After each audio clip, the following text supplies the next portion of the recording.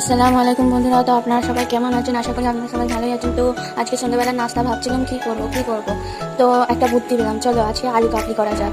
তো আমি যে দেখছি আমার মা পেঁয়াজ রান্নাঘরে রেখে দিয়েছে, আমি সেই 3টে পেঁয়াজ নিয়ে কাটতে বসে গেলাম। তো আমার পেঁয়াজগুলো কাটা হয়ে গেছে। আর মা প্রথমে এই দেখুন আলু সেদ্ধগুলো কুচি কুচি করে কাটা দিচ্ছে, তার উপরে দিয়ে দিচ্ছে ছোলাগুলো, ভিজিয়ে রাখা ছোলা।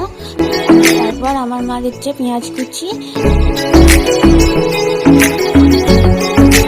এবার আমার মা দিয়ে দিচ্ছে কাঁচা লঙ্কা, তারপর দিচ্ছে ওই তেঁতুলগুলা জলটা দিয়ে দিচ্ছে আমার মা। এবার আমার মা দিয়ে দিচ্ছে নুন, তারপরে দিচ্ছে লঙ্কা গুঁড়ো, তারপরে দিচ্ছে হলদি গুঁড়ো, তারপর তাতে লেবু দিয়ে তার উপরে চানাচুর দিয়ে সেইটা দিয়ে এবার ভালো করে মিশল করছে।